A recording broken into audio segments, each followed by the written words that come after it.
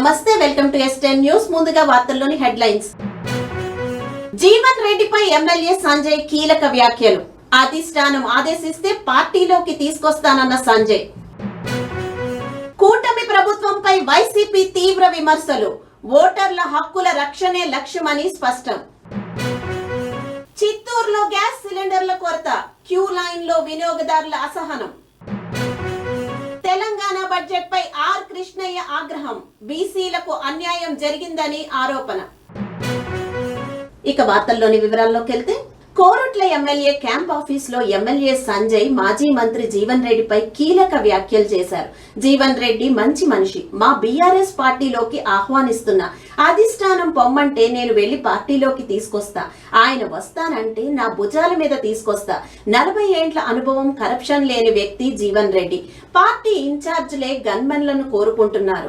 ఆయన మాత్రం సింగిల్ గా ఎలాంటి ఆర్భాటాలు లేకుండా జీవనం కొనసాగిస్తున్నాడని అన్నారు.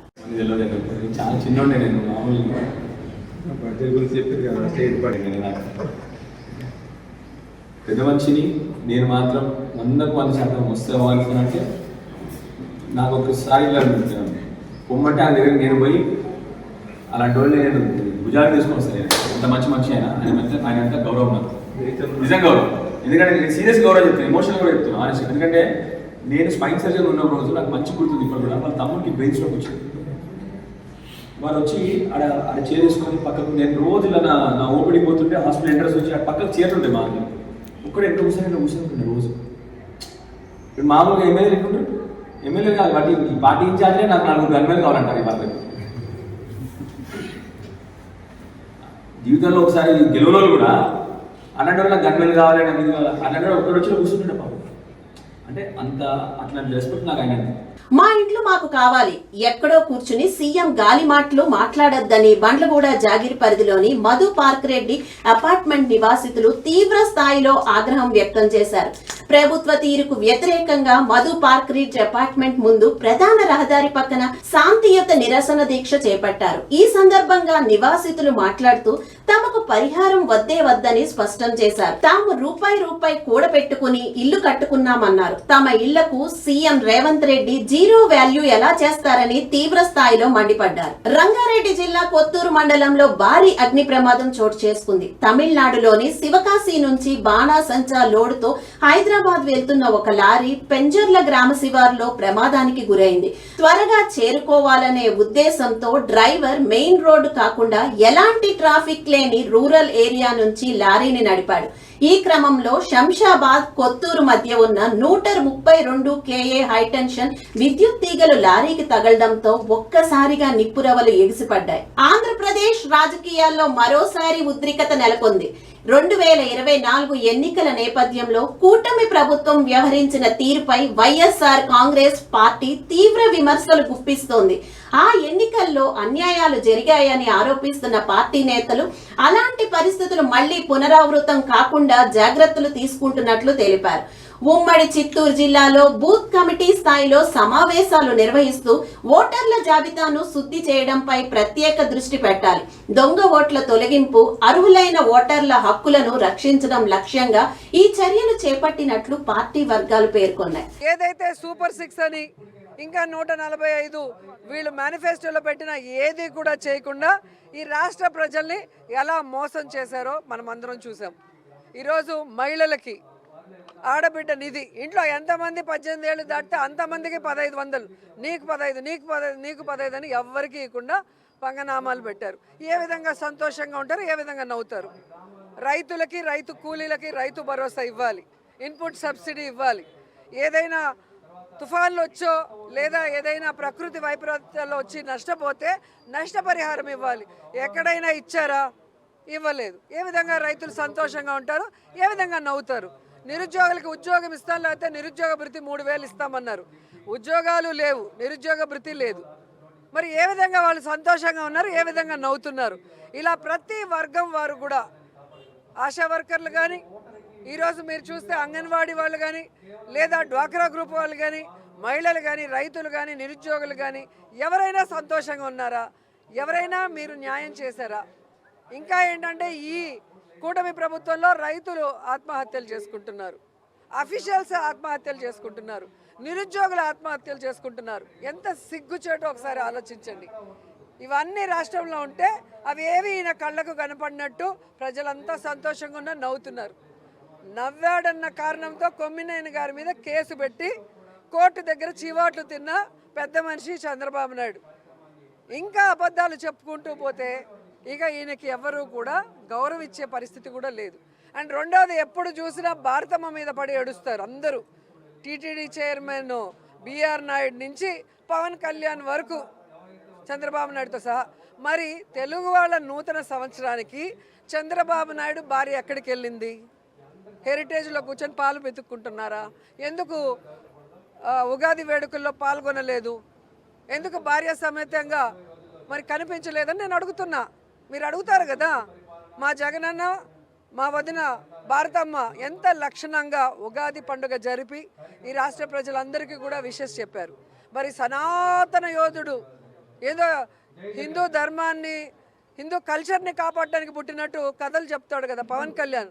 మరి ఆయన భార్య తెలుగు వాళ్ళ నూతన సంవత్సరం ఉగాది టైంలో ఎక్కడికి వెళ్ళారు? ఎందుకు రాష్ట్రంలో కనిపించలేదు?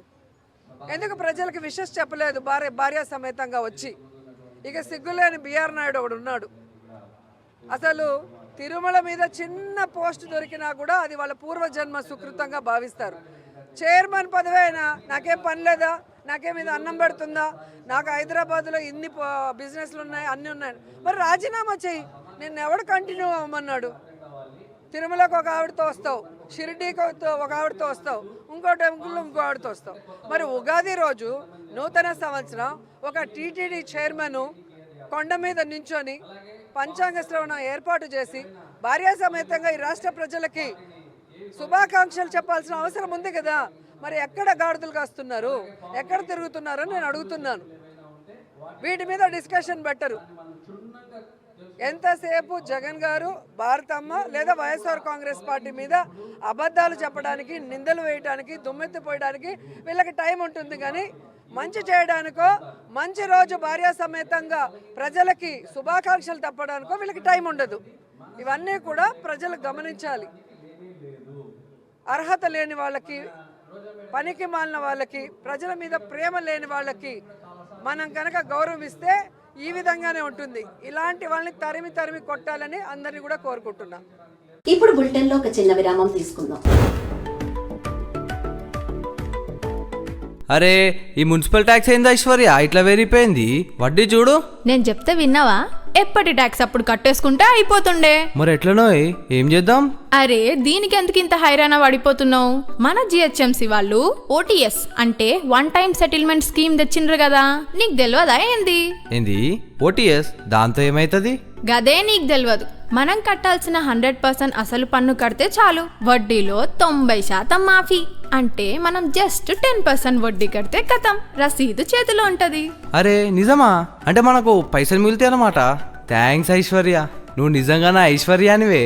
అప్పుడే సంబరపడకు డియర్. ఆ మిగిలిన పైసలతో నాకు పట్టు చీర కొనియాలి, మా తమ్ముడి పెళ్లికి కట్టుకెళ్ళాలి. జల్దీ కట్టేయి, టైం లేదు. మార్చి 31 వరకే ఆఫర్. గ్రేటర్ హైదరాబాద్ వాసులారా టెన్షన్ పడకండి. మీ ఫోన్ లో మై క్యూర్ యాప్ ఓపెన్ చేయండి లేదా మీ సేవకు వెళ్ళండి. 90% వడ్డీ మాఫీని వాడుకోండి. మీ ఇంటి ఆస్తిని, కుటుంబం ఖుషీని రెండిటిని కాపాడుకోండి. చివరి తేదీ వరకు వేచి చూడకండి. ఈ రోజే మీ బకాయిలు చెల్లించండి, నగరాభివృద్ధికి సహకరించండి. Commissioner GHMC. విరామం అనంతరం బులెటిన్ కి తిరిగి స్వాగతం. విశాఖ ఉత్తర నియోజకవర్గం పరిధిలోని మాధవధార సీతన్న గార్డెన్స్ కనక మహాలక్ష్మి ఆలయంలో తెల్లవారుజామున గుర్తు తెలియని వ్యక్తులు దొంగతనానికి పాల్పడ్డారు. సుమారు 2 గంటల సమయంలో ముసుగు ధరించిన వ్యక్తి ఆలయంలోకి ప్రవేశించి అమ్మవారి మెడలోని బంగారు ఆభరణాలు, హుండీలోని నగదును అపహరించినట్లు సీసీటీవీ ఫుటేజీలో నమోదైంది. ఈ ఘటనపై ఆలయ ధర్మకర్త కీర్తి కంచరపాలెం క్రైమ్ పోలీసులకు ఫిర్యాదు చేసినట్లు తెలిపారు. చిత్తూరు జిల్లా యాదమరి మండలం చిన్నరెడ్డిపల్లి క్రాస్ వద్ద ఉదయం నుండి సిలిండర్ కోసం భారీ క్యూ లైన్ లో వేచి ఉన్న వినియోగదారులు గత కొంతకాలంగా సిలిండర్ల సరఫరా సరిగ్గా లేదని, గంటల తరబడి వేచి ఉన్న ఒక్క సిలిండర్ కూడా దొరకడం లేదని వినియోగదారుల అసహనం. తెలంగాణ బడ్జెట్ లో బీసీలకు తీరని అన్యాయం జరిగిందని Telangana BC JAC chairman R Krishnaiah ఆరోపించారు.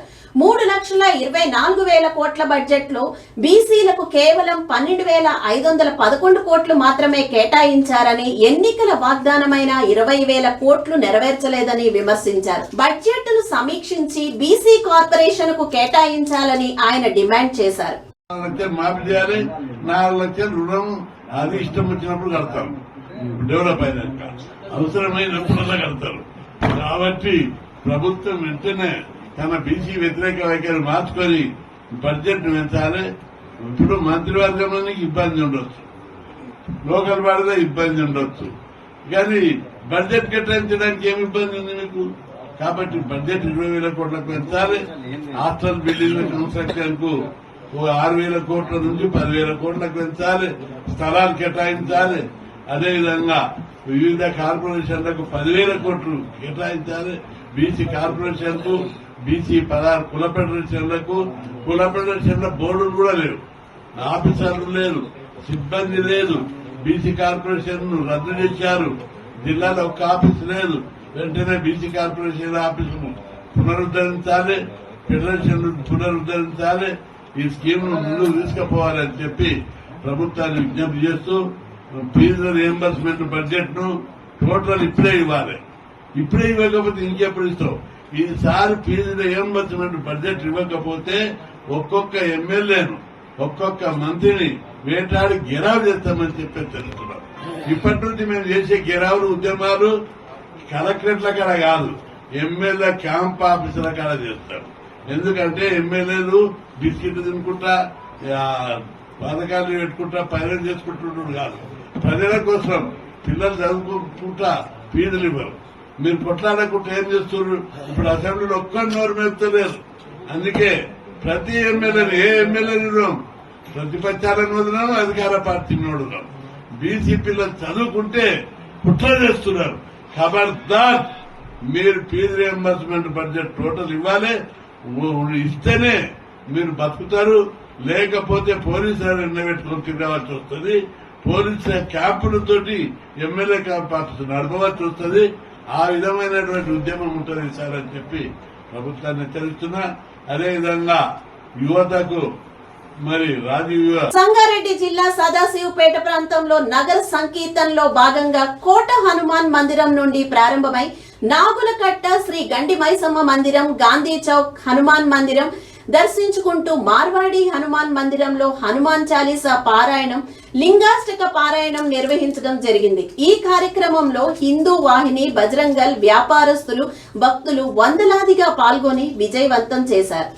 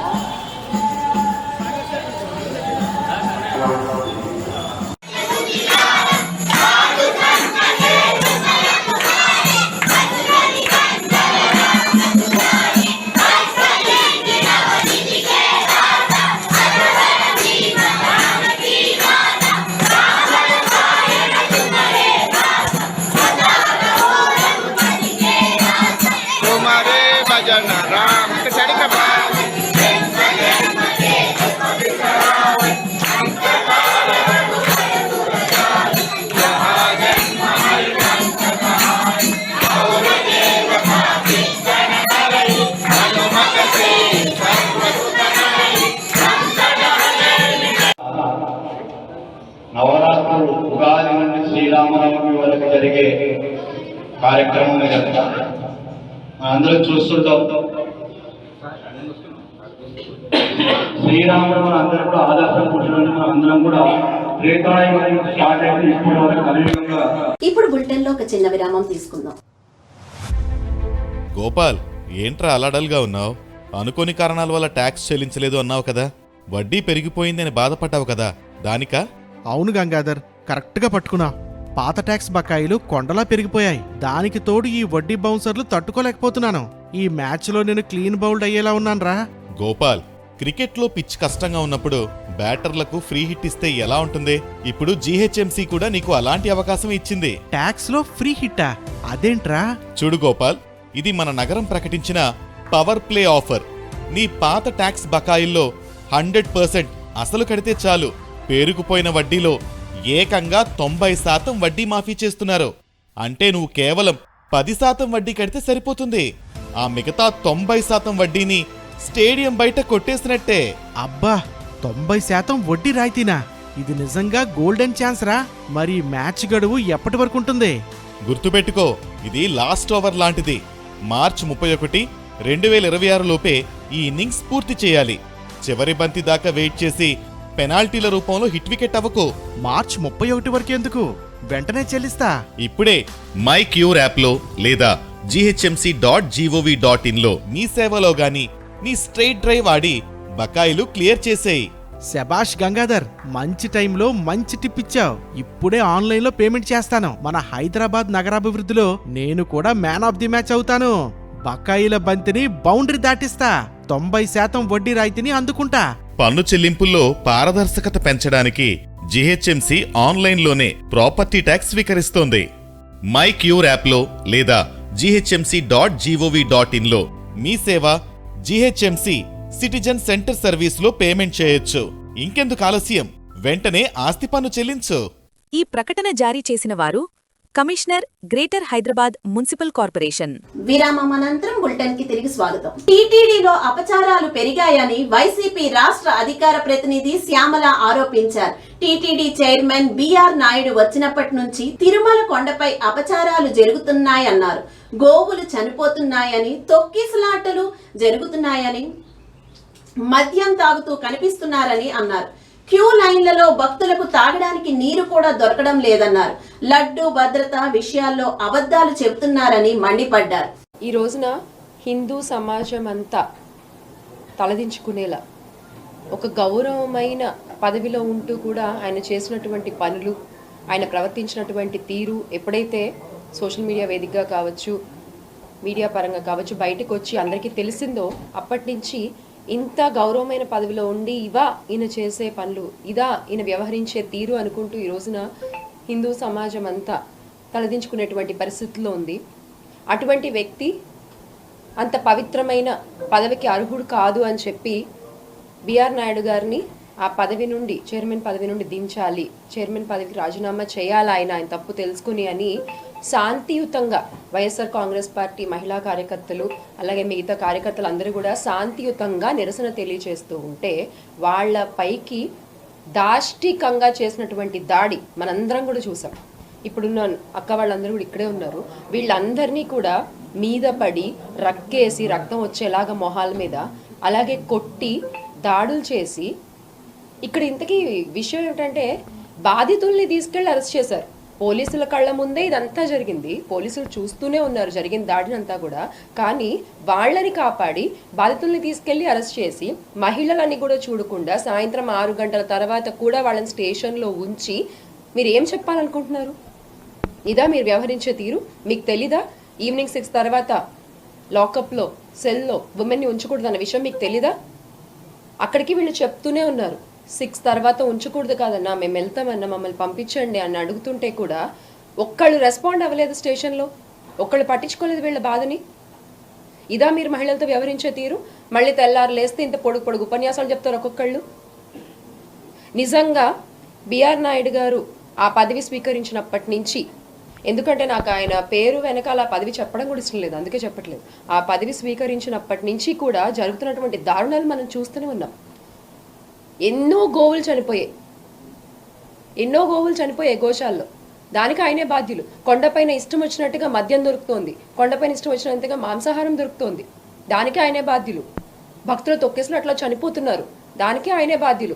సరైన కనీసం క్యూ లైన్లో ఉండే వాళ్ళకి మంచినీటి సదుపాయం కూడా లేదు. మనం చూస్తూనే ఉన్న వీడియోలు సోషల్ మీడియాలో వస్తూ ఉన్నాయి కదా, మేము ఇంతసేపటి నుంచి గంటల తరబడి ఉన్నాం, కనీసం పట్టించుకునే వాళ్ళు లేరు, ఇదివరకు ఇలా ఉండేది కాదు అని భక్తులే మొరపెట్టుకున్నటువంటి పరిస్థితి ఈ రోజున కొండపైన చూస్తే. అంబర్ షా బాబా రెహమతుల్లాహి అలైహి ఎంసీహెచ్ గ్రౌండ్ లో ఘనంగా ఈద్ ఉల్ ఫితర్ నమాజ్ నిర్వహించబడింది. వేలాది మంది ముస్లింలు పాల్గొని ఆధ్యాత్మిక వాతావరణంలో ప్రార్థనలు నిర్వహించారు. ఈ సందర్భంగా వివిధ రాజకీయ పార్టీలు నాయకులతో పాటు సికింద్రాబాద్ పోలీస్ అదనపు DCP Narsaiah, Osmania university ACP Jagan, Amberpet CIT Kiran Kumar హాజరయ్యారు. వారితో పాటు భారీగా పోలీస్ సిబ్బంది మోహరించబడి శాంతి భద్రతల కోసం కట్టుదిట్టమైన ఏర్పాట్లు చేశారు. నమాజ్ అనంతరం ప్రజలు ఒకరినొకరు ఆలింగనం చేసుకుని ఈద్ ముబారక్ అంటూ శుభాకాంక్షలు తెలియజేశారు. قل بفضل الله وبذلك قل بفضل الله وبرحمته فبذلك فليفرحوا صدق الله العظیم. محترم حاضرین، معزز بزرگ اور عزیز دوستوں، اللہ سبحانہ و تعالیٰ کا لاکھ لاکھ شکر اور احسان ہے کہ اللہ تعالیٰ نے رمضان المبارک کا مہینہ ہم کو نصیب کیا اور اس میں روزے رکھنے کی ہم کو توفیق دیا، اور تراویح پڑھے، ہم نے تہجدیں پڑھی، اور جو قرآن کی تلاوتیں کی، اس میں زکوٰۃ، صدقات، خیرات اور اعتکاف کا اہتمام ہم نے کیا. اللہ سبحانہ و تعالیٰ نے ہم کو موقع دیا. پھر اس کے بعد یہ انعام کا دن بھی، عید کا دن بھی اللہ سبحانہ و تعالیٰ نے ہم کو نصیب کیا. اللہ سبحانہ و تعالیٰ سے دعا کرتے ہیں کہ پروردگار تمام عالم اسلام میں یہ عید کے دن کو عید سعید بنا دے، اور جہاں پر بھی مسلمان جہاں کہیں پر بھی پریشان حال ہے ان کے پریشانیوں کو دور کریں اور ان کو خوشی عطا فرمائے. اور یہ عید کا جو پیغام ہے یہ یہی ہے کہ انسانیت کا پیغام ہے کہ ہر کسی کو، غریب کو، امیر کو، فقیر کو، ہر کسی کو جو ہے گلے لگانا ہے، ان کا خیال کرنا ہے، ان سے اچھائی سے پیش آنا ہے، چاہے وہ کوئی بھی مذہب کا ہو. اللہ کے بندے ہیں، آدم کی اولاد ہے، اور ہم سب کو انسانیت کا پیغام دینا ہے، خوشی کا اظہار کرنا ہے، ان کا بھی خیال رکھنا ہے. اللہ سبحانہ و تعالیٰ سے دعا کرتے ہیں کہ پروردگار ہم تمام کو یہ عید کو ہم تمام کے حق میں عید سعید بنا دے. اور اللہ سبحانہ و تعالیٰ سے دعا کرتے ہیں اللہ سبحانہ و تعالیٰ جس طریقے سے یہ رمضان المبارک کے مہینے میں ہم نے جو عبادتیں کی ہے اور گناہوں سے بچا ہے، اچھائی کے کام کیے ہیں، نیکی کا کام کیے ہیں، اس کو 11 مہینے آئندہ رمضان تک ہم کو اس پر قائم و دائم رکھے، اور تمام مومنین و مومنات کی مغفرت فرمائے، تمام مسلمین و مسلمات کی مغفرت فرمائے، زندوں کی مردوں کی مغفرت فرما. اور اللہ سبحانہ و تعالیٰ سے دعا ہے کہ پروردگار ہم نے جتنے بھی عبادتیں کی ہیں اس کو قبول فرمائے، اور یہ جتنے یہ جو عیدگاہ میں جو جتنے بھی کام کر کے گزر گئے ہیں، جیسے کہ افسر نواب ہے، چاند بھائی ہے، اور زاہد بھائی ہے، جواد بھائی ہے، اس طریقے سے اور بھی دوسرے اراکین ہیں جو گزر گئے ہیں، اللہ ان کی مغفرت فرمائے، ان کے درجات میں بلندی عطا فرمائے. ముగించే ముందు మరోసారి హెడ్లైన్స్ చూద్దాం. జీవన్ రెడ్డిపై ఎమ్మెల్యే సంజయ్ కీలక వ్యాఖ్యలు. అధిష్టానం ఆదేశిస్తే పార్టీలోకి తీసుకొస్తానన్న సంజయ్. కూటమి ప్రభుత్వంపై వైసీపీ తీవ్ర విమర్శలు. ఓటర్ల హక్కుల రక్షణే లక్ష్యమని స్పష్టం. చిత్తూరులో గ్యాస్ సిలిండర్ల కొరత. క్యూ లైన్ లో వినియోగదారుల అసహనం. తెలంగాణ బడ్జెట్ పై ఆర్ కృష్ణయ్య ఆగ్రహం. బీసీలకు అన్యాయం జరిగిందని ఆరోపణ. ఇవి ఇప్పటి వరకు ఉన్న అప్డేట్స్. మరిన్ని అప్డేట్స్ కోసం చూస్తూనే ఉండండి మన S10 న్యూస్, మన కోసం మన ఛానల్.